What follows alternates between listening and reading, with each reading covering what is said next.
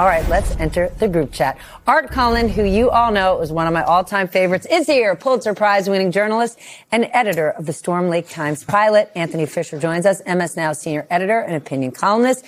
Tim O'Brien, senior executive editor of Bloomberg Opinion. He is also a black belt in karate, if you didn't know that. And Chris Jansing, MS Now chief political reporter. Okay, what were the major lessons last night, Chris, out of the results in Florida? Because everyone is looking for it's DSA or it's establishment. Both won last night. That's my takeaway. I mean, my phone was blowing up. Look, this Angie Nixon race was not a win. It was a rout. The advantage that Vindman had in terms of money was not an advantage.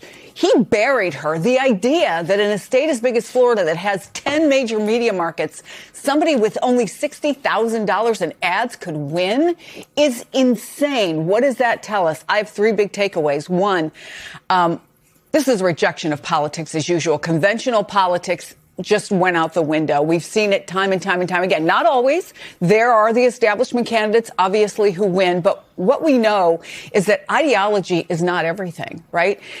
I think voter sentiment is everything. And the consistent voter sentiment in Florida and across all the battleground states I've been traveling in over the last 2 months, people are sick of business as usual. They're sick of politicians as usual. That's what this is about. It's also about the power of grassroots. You and I have talked about this a lot. Angie Nixon was a union organizer, a community organizer. She knew how to take that little bit of money and really use it to her advantage. And I think it's a rejection of Donald Trump. It's a rejection of the guy who has said he doesn't really care about the little people. He doesn't care about whether they're paying more for things. It's about an Angie Nixon saying, I want free child care. And it's about the disdain just in general that has been shown by him and some of the people who follow him about the real world problems of just paying more money for a gallon of gas, something that the billionaires never have to worry about. So Joseph K. is asking us, are the stats starting to show that money in politics, right, whether or not the Supreme Court says it can be in there, but are they starting to show that the money is less powerful when it comes to electing candidates, at least in these primaries? Maybe in the primaries. I think not in the real world. I think what is effective in getting people elected is when politicians speak to voters' needs. And people are in economic distress. And that is what created Donald Trump to a certain extent. I think racism was obviously another factor in all of that. But I think the U.S. has been living with this since the 80s. The working class and middle class Americans have had their path opportunity gutted for decades now. And I think both parties have wavered in trying to develop a credible and actually actionable response to the needs of average Americans. And voters are sick of things not happening for them. I know we're going to get into this later around AI and why that's a proxy for voter angst. But I think that Nixon's victory locally is because she responded to what local voters wanted. I think David Jolly's resounding victory is the same thing, and they couldn't be different in terms of their prescriptions for the problems, but at least they're both saying, I feel your pain and I want to do something about it. We're not just going to give you pablum anymore. That's what I find so interesting, right? David Jolly is a former Republican. Nixon is a Democratic socialist, right? We're here, and they both won statewide Democratic nominations. What does that tell you about the American voter? Well, I guess just to echo what Chris is saying, she's been out on the road and is talking about how this isn't just a fluke, it's real. And across the country, from Maine to Iowa to Florida. And I would say that in rural America, where I come from, people are really fed up. They feel flown over and ignored and left behind. And Trump spoke to all that.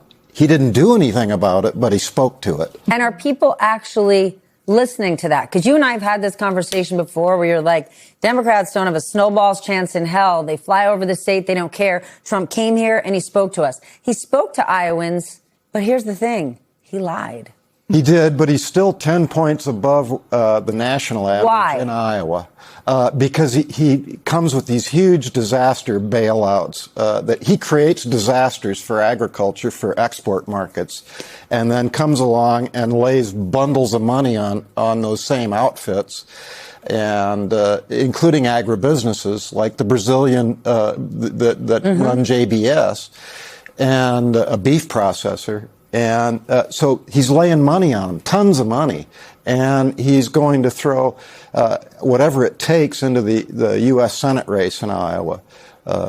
And that's why people in Iowa still are sticking with him. Let's go back to Florida, right? We've been talking for weeks about the Democratic Party, this big tent party. Can they all fit under one tent? And we keep saying, well, there's no evidence here. There's no evidence there. People just want to blow the tent up. However, does last night David Jolly and Angie Nixon, are they going to be the example? Are these two candidates going to show us the way to bring the two sides of the party together? I'm not entirely sure. And Florida, as we well know, is a kind weird. of peculiar state, Yeah, especially weird. in politics. Yeah, right? Tiger King. Jared Moskowitz wins. Like, Democratic Socialist wins, former Republican wins, but it's not a swing state anymore. It's a red state now. And so I don't know that we're going to be able to glean much about the cohesion within the Democratic Party if both of these candidates end up losing their statewide elections. Going back to Iowa, that's a state that Obama won twice, so, Trump's populism, got won Iowa 3 times. Florida, the pivot from purple to red in Florida is, a completely different animal. It's not about farm subsidies. It's not about strictly the economy. There's a lot of culture war stuff there. Ron DeSantis has hammered the culture war stuff since he's been in office. Post-COVID, they call it the free state of Florida. So, and there's been a whole influx of, people moving to Florida precisely because of the conservative values that the state government is offering them. Yeah, and then lots of Floridians can no longer afford to live there. Right. Because of all the people who move there. We have another viewer question, Chris, and I thought it was perfect for you, given all the candidates you've spoken to, where Brian asks us, why would a Democratic candidate tie themselves to the DSA if they disagree with parts of the platform? Is it just to call yourself a progressive? Do you need to? No, you don't. But it's what in many cases, it represents the general I think, perspective on what they believe, which is business as usual isn't working, that we need to be more aggressive, that we need to open up the aperture of the party. As one said to me recently, you cannot build a party by saying everybody has to agree on the same thing. If you're going to say you're a big tent, you have to at least have those conversations, right? Now, the Democratic Socialist Party of America, DSA, is, for many of these candidates, a little bit of a bridge too far. But here's the other thing I think folks need to watch, and that is you always do a pivot, right, from the primary to the general election. That's what you have to do. You certainly have to do it in a state like Florida, where anybody who's a Democrat is running against what has now been years and years and years of increasing power on the part of the Republicans. But what is the core message that people all agree on? And it goes back to what we've all been saying. What we're doing now isn't working. We have to listen to what you're talking about. And I think that what surprised me the most being out on the road and sitting, for example, around a round table that included Republicans, Democrats, and independents, when you take the pressure off of it, when you just sit around as members of a community and talk, they find they have more in common than they have apart. Mm-hmm. And they find they can actually move, for example, in their own minds. Okay, maybe this isn't where I would want to be, but I understand that the reason you don't like this data center coming in is because now rent prices have gone up and your kids are going to move out of town because they can't afford to have an apartment here anymore. I understand that on a human level. And that is really, I think, where the core of the success of this has been. Yeah, if you sit at a table together, if you realize that strangers, I don't know, are friends you haven't met yet, we're all kind of in this together. But or you know maybe who you haven't talked to yet. Haven't all of us heard something from a friend of ours who you're surprised at their political stand on one thing or another? That doesn't mean you suddenly don't think they're a good person anymore. But you've got to have bread and a job and college savings on that table too. And that's what neither party is assuring average voters they can get anymore. Okay, but then let's talk about the Republican Party, because on the Republican side, The Trump-backed Byron Donaldson, yes, he won the nomination, but after he faced continual racist attacks, directly racist attacks from his opponent, and no one in a position of power in the Republican Party said anything about it. Because the president does the same thing. You know, it wasn't just Fishback. Okay, so Donald those Trump has same people, enfranchised. those same people who are down with the racist attacks are going to turn around and say Byron's my guy? Well, possibly not, because if you look at the voting returns, solid white Republican districts in Florida didn't vote for him. And he didn't hit 50%. And he didn't break 50%. So that is an issue. And there is an issue at whether white voters in Florida are comfortable with a black governor. So, no, that issue isn't settled.